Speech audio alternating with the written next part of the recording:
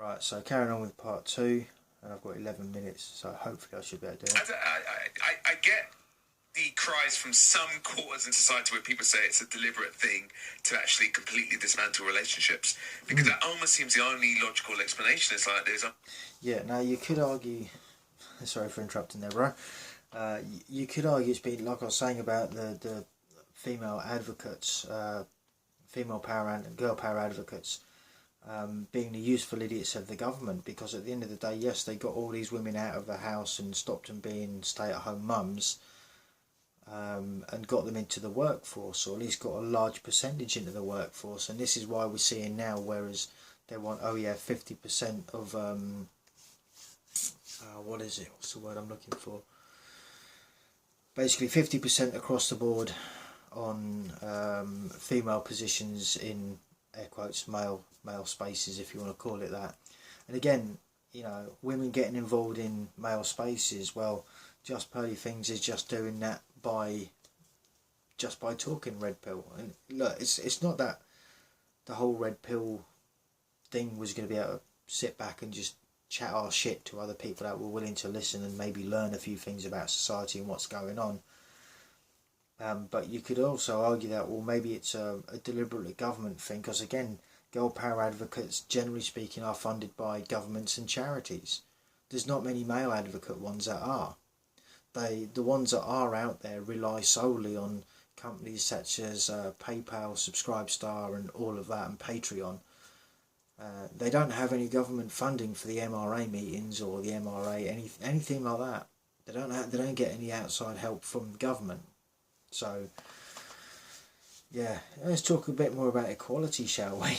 You know what I mean? It's like, they've never, and I've said this time and time again from years ago, it's like they don't want equality, they want superiority. And then when they realise that they can't do it and that they do actually need men, by then it'll be too late, because men have become too effeminate anyway. You know, they've lost, there's been a lot of masculinity lost, which is what a lot of us in the manosphere are actually trying to do, is like reintroduce, you know, some knowledge and some wisdom to these guys so that they can actually become better versions of themselves, so they can become better men than what they were told that they could be by becoming effeminate in the first place.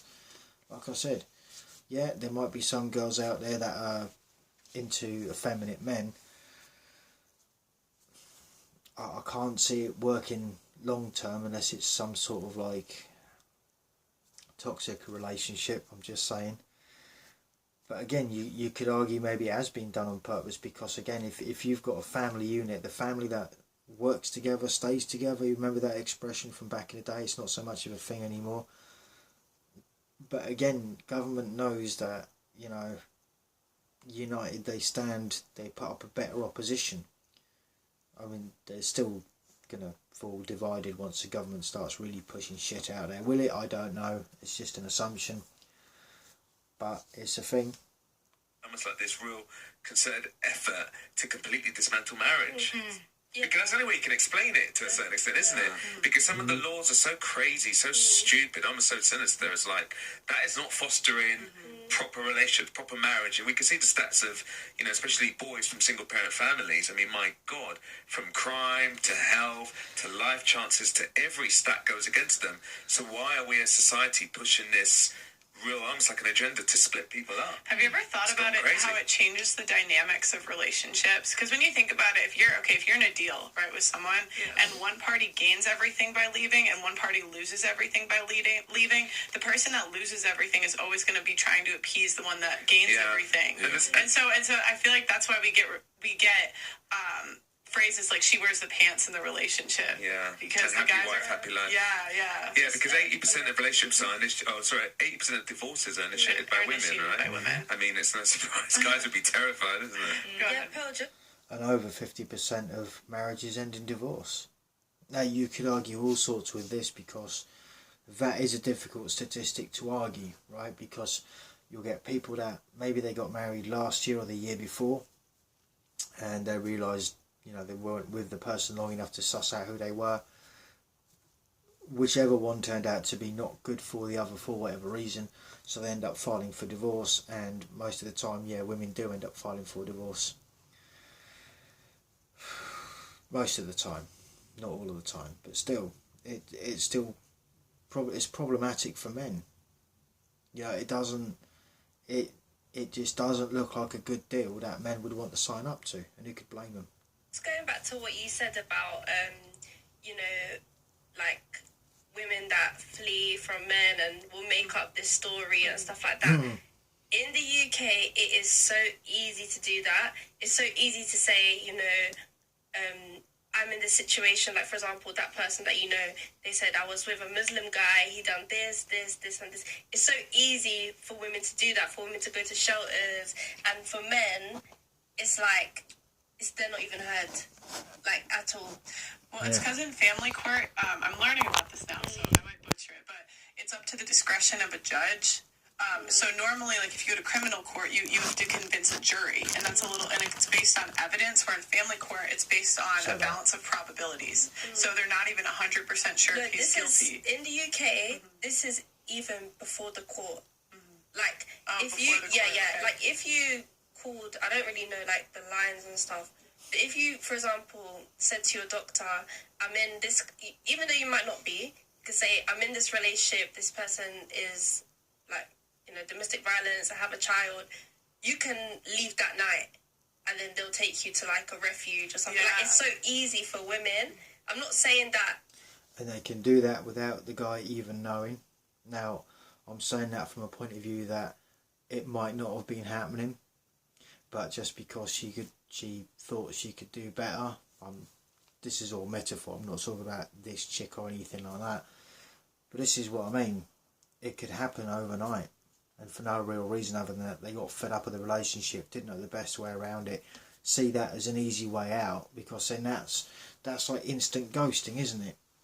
Because straight away they can put a restraining order on you, put a no contact order on you. I mean, right, in some cases there have to be evidence and so on. With the exception being that you might be able to stay in contact for the sake of, child arrangements or whatever. But still, it's a bit of a shit show, isn't it? And I've seen this with people quite a few times.